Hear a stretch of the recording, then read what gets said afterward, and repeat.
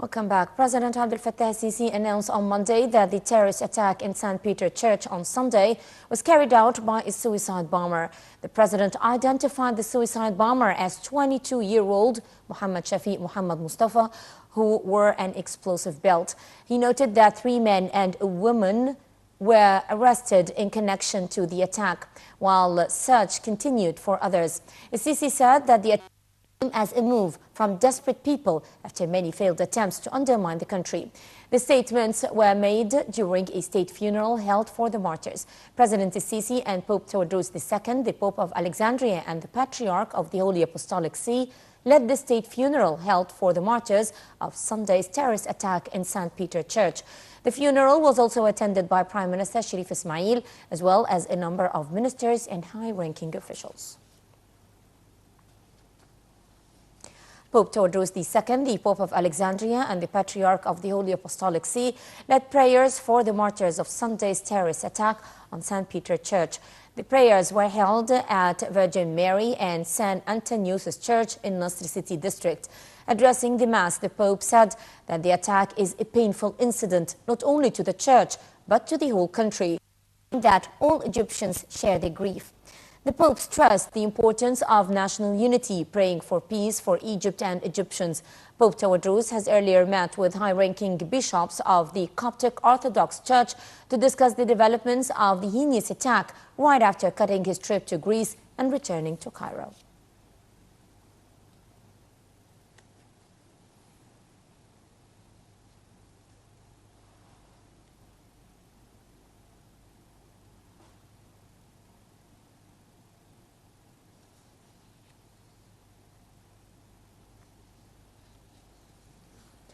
President Abdel Fattah al-Sisi headed a security meeting on Monday to discuss the repercussions of Sunday's terrorist attack in the Cathedral of St. Peter Chapel, which is adjacent to the Abbasiyya Cathedral. During the meeting, the president retribution for the martyrs of the terrorist attack and stressed on the need to exert the utmost efforts to identify the culprits. The details in this report.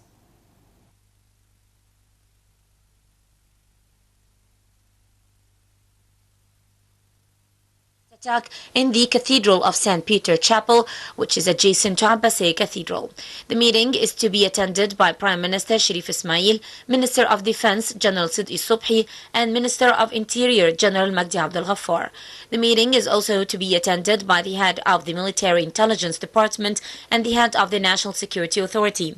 During the meeting, the president vowed retribution for the martyrs of the terrorist attack and stressed on the need to exert the utmost efforts to identify the culprits. Al-Sisi stressed the importance of uniting in the fight against terrorism. He said that such acts would only strengthen determination to fight terrorism and uproot it. The president also praised the Egyptian people's national unity and solidarity. Presidential spokesman Ambassador Ala Yusuf said that the president received a report about the attack and the ongoing efforts to identify the terrorists. The president also reviewed the security situation in the country and efforts exerted by the armed and security forces to uproot terrorism. During the meeting, the president ordered all security forces to be on high alert all the time to preserve the country's stability. Earlier, President Al-Sisi strongly condemned the terrorist attack and announced 3 days of mourning across the country. Al-Sisi stressed that terrorism targets all elements of the country, whether they are Muslims or Copts. Also on Sunday, President Al-Sisi held a phone call with Pope Tawadros II, during which he asserted that the terrorist attacks will only consolidate the Egyptian people's will to stand united against them. The Ministry of Health announced the final death toll in Sunday's terrorist attack. The statement said that 23 people fell martyr and 49 others were injured.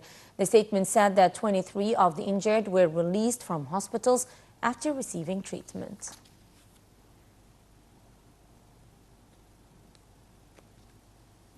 The Grand Imam of Al-Azhar condemned the terrorist attack, stressing that such attacks contradict to all Islam rulings and all religions.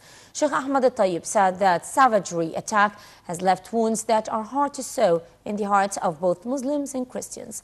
His statement came during a speech before the summit of female parliament speakers in the UAE capital Abu Dhabi. The Muslim Wise Men Council also reiterated Al-Azhar's condemnation to all acts of terrorism and violence, stressing their solidarity with the Egyptian Church.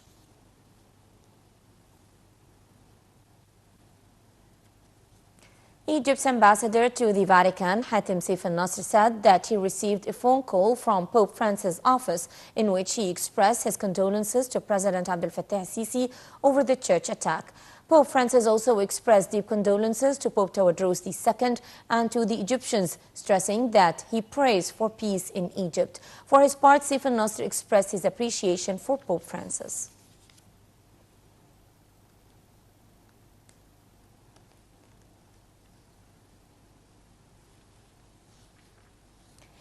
Arab and world capitals and organizations condemned Sunday's terrorist attack. The United Nations Security Council also condemned the attack and expressed solidarity with the martyrs and injured families. The African Union denounced the attack and expressed solidarity with the Egyptian government and people. The details on this report. World capitals and organizations condemned Sunday's terrorist attack. Secretary General of the Arab League Ahmed Abul Ghait and the Arab Parliament said that the incident is the latest in a series of terrorist attacks that hit the country during the last weeks. Saudi Arabia also condemned in strongest words the terrorist attack. Kuwaiti Emir Sheikh Sabah Al Ahmed Al Sabah, Jordan, the United Arab Emirates and Tunisia all asserted their rejection to such terrorist acts and their full solidarity with Egypt in the face of such hateful crimes.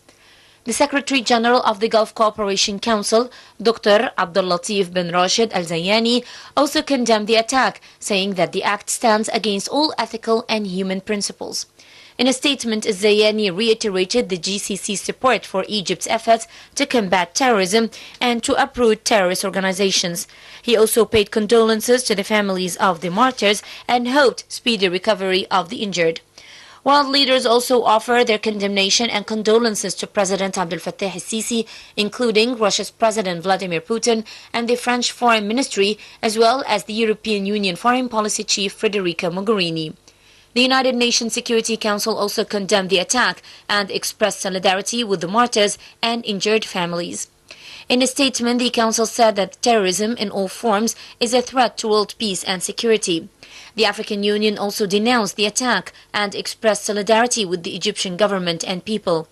The head of the AU Commission confirmed that the AU is willing to lend support to Egypt in its confrontation with terrorism as part of efforts to combat violence and extremism in the continent. Foreign Minister Sameh Shoukry on Sunday received a phone call from his U.S. counterpart John Kerry in which he expressed his country's condolences for the Egyptian people and government over the church attack. Spokesman of the Foreign Ministry Ahmed Abu Zaid said that during the call, the U.S. top diplomat stressed that Washington is fully backing Cairo in its war against terrorism. Kerry has also expressed his country's confidence that the Egyptians will be able to overcome the current crisis and defeat terrorism. The U.S. Secretary of State said that the United States will continue to cooperate with Egypt in the international forums to combat terrorism.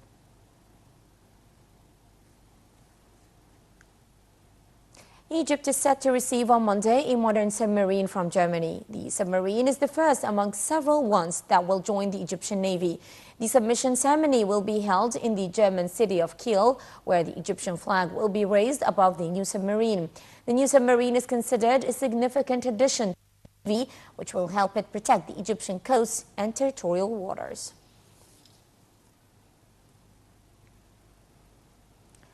A Syrian military source said that the Syrian army made major advances in several more East Aleppo districts